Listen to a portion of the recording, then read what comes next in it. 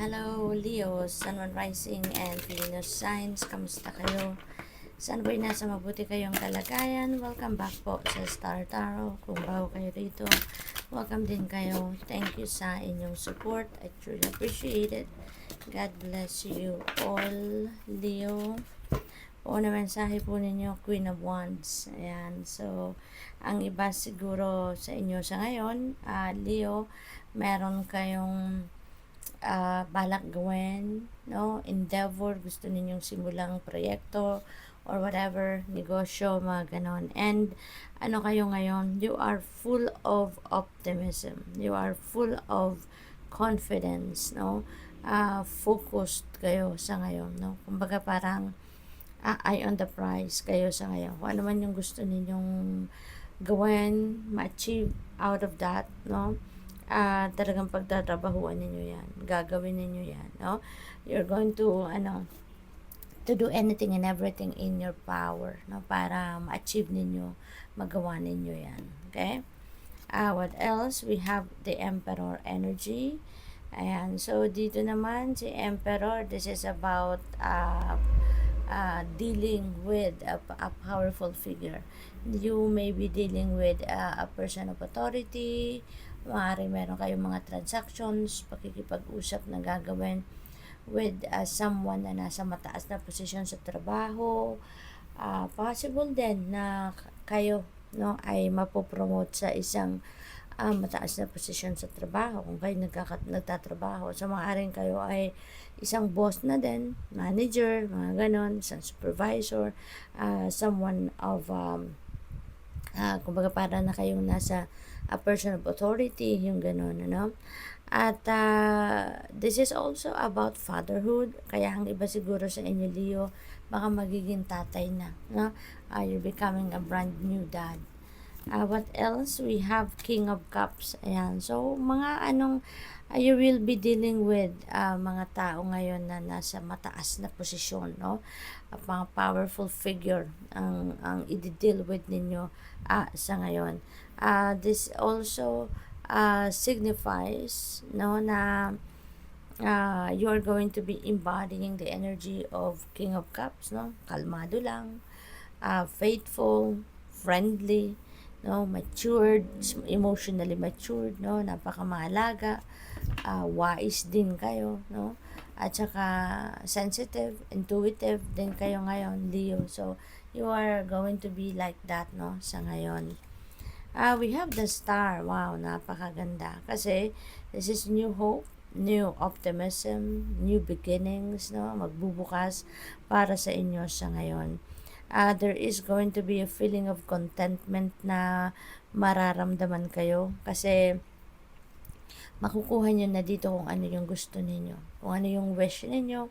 Merong magka-come to fruition dito, hindi lang isa, kundi dalawa or baka marami pang mga wishes ninyo ang magka-come to fruition na, no? You will be inspired, hopeful sa ngayon that things are going to be in your favor, no? Things are going to fall into its right places na sa ngayon. This is also about healing, no, Leo? Kaya kung meron kayong mga iniinda sa katawan, mga emotional wounds, baka meron kayong mga physical ailments, no, you can feel the improvement, no? Magkakaroon na kayo ng improvement dyan, magkakaroon na kayo ng healing.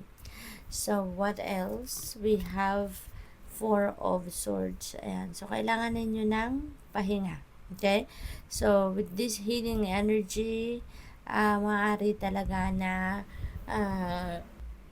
gagaling na din kayo, Leo, no? Igagaling na din kayo. You are siguro stressed out na, no? Physically drained na kayo, pagod na kayo, burnout na kayo.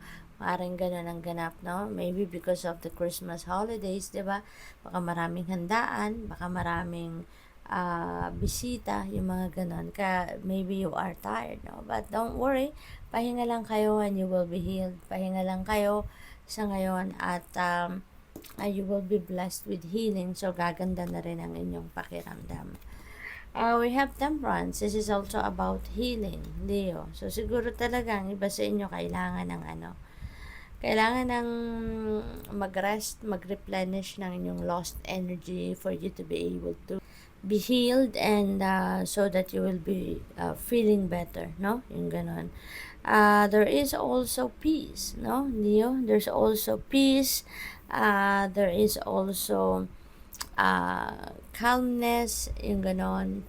Magiging ano lang kayo, patient, no? At kung meron man kayo mga gagawin sa ngayon, that's gonna be like in moderation, no? Kasi you will realize, no, na syempre parang mag-a-adjust pa kayo dito dahil sa pagod, mag-a-adjust pa ang inyong katawan sa ngayon. Siguro sa ngayon hindi na rin kayo masyadong magpapaka-busy, no? So what else?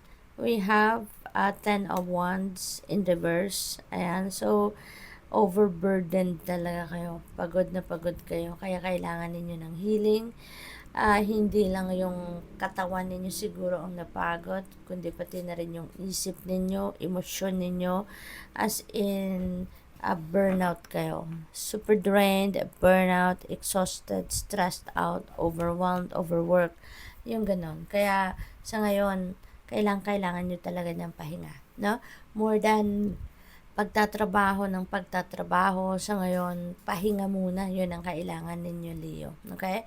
Give yourself time to recuperate. Okay? Para nang sa ngayon, kahit marami pa kayong gagawin muli, no, marami pang naka-line up na kailangan gawin, at least you will be replenished na, no? Makakapagpahinga na kayo at makabawi na kayo ng lakas, no, na nawala sa inyo. So what else? We have Knight of Wands. Ayan. So ang iba siguro sa inyo dito, merong naka-line up na travel. Meron nang naka-line up na pupuntahan, ano? Maaring driving ito, no, nagagawin ng karamihan sa inyo rito. Maybe you are going to drive somewhere. This could be a long drive, this could be a short journey, so depende sa inyong sitwasyon. But definitely meron travel by land na gagawin kayo rito, no?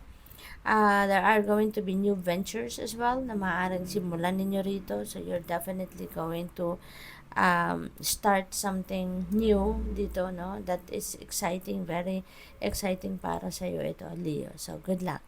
Thank you for watching. Love and light. Namaste.